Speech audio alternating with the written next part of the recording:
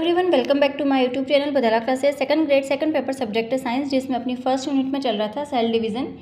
और इसमें अपन ने क्या देखा था, G1, S और G2 फेज जो थी वो अपन ने कंप्लीट किया था। और सेल डिवीज़न का जो सीक्वेंस होता है वो भी अपन ने देखा था कि जो DNA का सिंथेसिस होता है वो कौन सी फेज़ में होता है, एस फेज़ में होता है। ये सारी चीज़ें अपन कंप्लीट कर चुके हैं। तो अब अपन को क्या देखना है, सेल डिवीज़न के टाइप्स देखने हैं। तो फर्स्ट देखते हैं असूत्री कोशिका विभाजन, अमाइटोसिस जिसको कहते हैं। यह सेल डिवीज़न प्रोकैरियोट्स जैसे बैक्टीरिया, प्रोटोजोन्स व निम्न श्रेणी के जो पादप होते हैं जैसे कि एल्गी हैं, फंजाई हैं, उनके कुछ सेल्स में प्रेजेंट होता है। इस प्रकार के विभाजन में जो केंद्रकीय पदार्थ होता है उसका विभाजन, फिर कोशिका द्रव्य का विभाजन होता है। इसके बाद में सेल मेम्ब्रेन का डिवीज़न होता है, जिससे दो डॉटर सेल्स बनती हैं, दो पुत्री कोशिकाएं बनती हैं। दोनों पुत्री कोशिकाओं में जो जेनेटिक पदार्थ होता है वो बराबर मात्रा में नहीं बढ़ता है, इसीलिए इसको कहते हैं अमाइटोसिस, असूत्री विभाजन। तो अपन को इसमें सिर्फ इतना ही ध्यान रखना है कि असूत्री यानी कि अमाइटोसिस जो सेल डिवीज़न है वो किस में प्रेजेंट होता है, जीवाणु, प्रोकैरियोट्स, प्रोटोजोन्स, इन सभी में। फिर देखते हैं माइटोसिस, समसूत्री विभाजन। नाम से ही पता पड़ रहा है सम यानी कि समान। यह जो काई कोशिका होती हैं, सोमेटिक सेल्स, उसमें होने वाला डिवीज़न है। दो समान प्रकार की पुत्री कोशिकाएं बनती हैं, डॉटर सेल्स बनती हैं, जिनमें क्रोमोसोम के जो नंबर होते हैं वो मदर सेल में पाए जाने वाले क्रोमोसोम की संख्या के समान होते हैं, इसलिए इसको क्या कहते हैं, समसूत्री विभाजन। ये माइटोसिस शब्द किसने दिया था, डब्ल्यू फ्लेमिंग ने दिया था 1882 में। ये 11 की जो बुक चलती हैं RBSC में, उसी से लिया गया है। तो इसमें दो प्रोसेस होती हैं, एक तो होता है कैरियोकाइनेसिस, एक होता है साइटोकाइनेसिस। तो फर्स्ट देखते हैं कैरियोकाइनेसिस में क्या क्या अवस्थाएं प्रेजेंट होती हैं। तो कितनी अवस्थाएं होती है देखा था अपन ने, प्रोफेज, मेटाफेज, एनाफेज और टीलोफेज। तो इसमें भी दो अवस्थाओं का अध्ययन करेंगे अपन, एक तो होती हैं अर्ली प्रोफेज और एक होती हैं लेट प्रोफेज। तो फर्स्ट देखते हैं प्रोफेज। इसमें क्या होता है, मुख्य रूप से जो क्रोमोसोम होते हैं वो कोइल्ड और पतले दिखाई देते हैं। इसमें क्रोमोसोम दो क्रोमेटिड का बना हुआ दिखाई देता है। न्यूक्लियर मेम्ब्रेन और जो न्यूक्लियोलस होता है वो लुप्त हो जाता है। केंद्रक पदार्थ सीधे कोशिका द्रव्य के संपर्क में आ जाता है, जिसके पश्चात दो पोल्स यानी कि दो ध्रुव के बीच में तरकु तंतुओं का निर्माण शुरू हो जाता है स्पिंडल फाइबर का। अब प्रोफेज दो प्रकार के, early prophase and let prophase. Early prophase में क्या होता है कि जो साइटोप्लाज्म होता है कोशिका द्रव्य, उसमें पीलापन, क्रोमेटिन जो होता है वो क्रोमोसोम में कंडेंस्ड हो जाते हैं, संघनित हो जाते हैं। जबकि लेट प्रोफेज में ये एस्ट्रल रेस का फॉर्मेशन होने लगता है। सेंट्रियोल जो होता है वो विभक्त होकर के दोनों पोल्स पर चले जाते हैं। सेकंड देखते हैं अपन मेटाफेज, मध्य अवस्था। Early metaphase, late metaphase. Early metaphase में क्या होता है कि क्रोमोसोम का जो अपना सेंटर वाला पार्ट होता है, सेंट्रोमियर सहित कोशिका के मध्य में व्यवस्थित मेटाफेजिक प्लेट का फॉर्मेशन करते हैं, स्पिंडल फाइबर का फॉर्मेशन होता है। लेट मेटाफेज में प्रत्येक जो क्रोमोसोम होता है उसमें दो क्रोमेटिड स्पष्ट रूप से दिखाई देते हैं। इस प्रकार से ये मेटाफेजिक प्लेट का फॉर्मेशन होता है।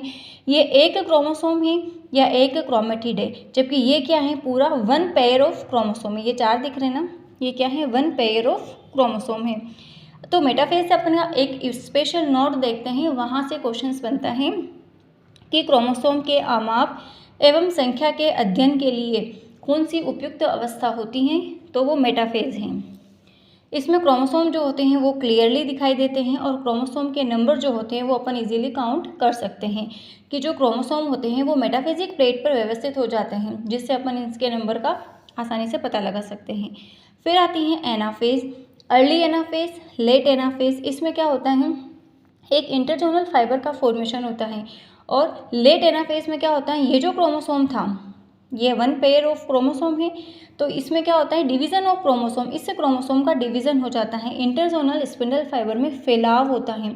जब इस इंटरजोनल स्पिंडल फाइबर में फैलाव होता है तो क्या होता है, जैसे साइटोकाइनेसिस जैसी प्रोसेस होती है ना कि कोशिका द्रव्य का भी विभाजन होने लगता है, तो उस प्रकार की प्रोसेस होती है। आगे है टीलोफेज। यह केंद्रक विभाजन की अंतिम अवस्था होती है। इसमें न्यूक्लियर मेम्ब्रेन का पुनः निर्माण होता है, किसके द्वारा, एंडोप्लाज्मिक रेटिकुलम के द्वारा न्यूक्लियोलस का फॉर्मेशन होता है, यानी कि टीलोफेज अंतिम अवस्था है, जिसमें फिर से क्या होगा, दो जो पुत्री कोशिकाएं बनती हैं, नई कोशिका, इसका निर्माण होगा। अब इसका निर्माण होगा तो न्यूक्लियोलस भी अलग बनेगा, न्यूक्लियर मेम्ब्रेन भी बनेगी और क्रोमोसोम जो होता है वो क्रोमेटिन में चेंज हो जाता है।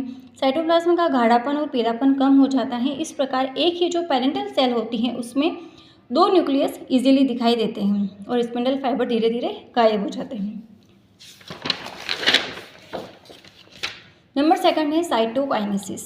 साइटोकाइनेसिस का मतलब होता है डिवीजन ऑफ साइटोप्लाज्म, कोशिका द्रव्य का विभाजन। ये किसमें शुरू होता है? लेट एनाफेज में, जिसमें अपन ने क्या पढ़ा था? इंटरसोनल फाइबर का जिसमें फॉर्मेशन होता है उसमें साइटोकाइनेसिस की प्रोसेस शुरू हो जाती है, जिसमें डिवीजन ऑफ क्रोमोसोम होता है। अब एनिमल और प्लांट, इनमें किस मेथड से साइटोकाइनेसिस की प्रोसेस होती है? इन एनिमल संकुचन व खांच विधि के द्वारा। जैसे कि ये दो न्यूक्लियस और ये दो कोशिका बन गई थी, अब इनमें माइक्रोट्यूबुल्स ये व्यवस्थित हो जाता है, कॉन्ट्रैक्शन होता है, खिंचाव उत्पन्न होता है और दो एनिमल सेल जो होती है वो अलग हो जाती हैं। एनिमल में जो साइटोकाइनेसिस होता है वो किस मेथड से होता है? सेंट्रीपिटल यानी कि अभिकेंद्रीय प्रकार का होता है, बाहर से अंदर की तरफ।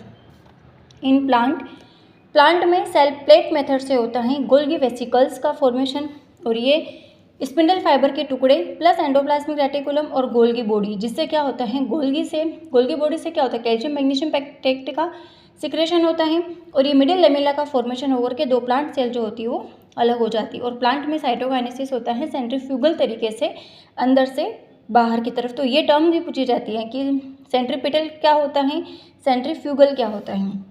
अब एक स्पेशल नोट देखते हैं, source for study for mitosis in lab में माइटोसिस का स्टडी करने के लिए क्या सोर्स हैं?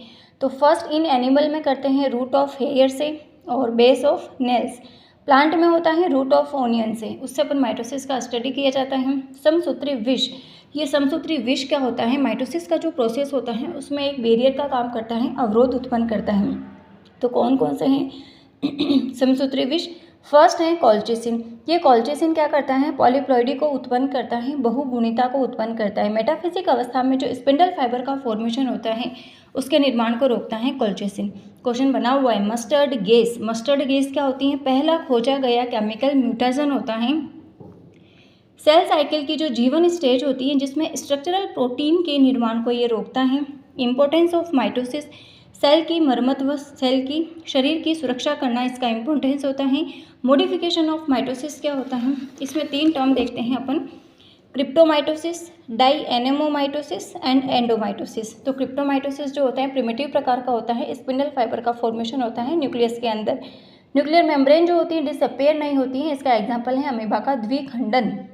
इसका एग्जाम्पल देकर के पूछा जाता है कि कौन सी प्रोसेस है क्रिप्टोमाइटोसिस। डाईएनोमाइटोसिस, डायनोफ्लेजिलेट्स जो एल्गी होती हैं उसमें होने वाला माइटोसिस होता है। डायनोफ्लेजिलेट एक ऐसा यूकैरियोट होता है जिसमें हिस्टोन प्रोटीन एब्सेंट होती हैं, इसलिए इसे मेसोकैरियोट भी कहा जाता है।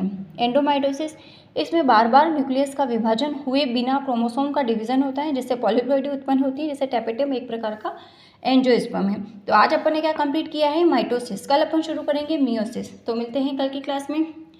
Thank you.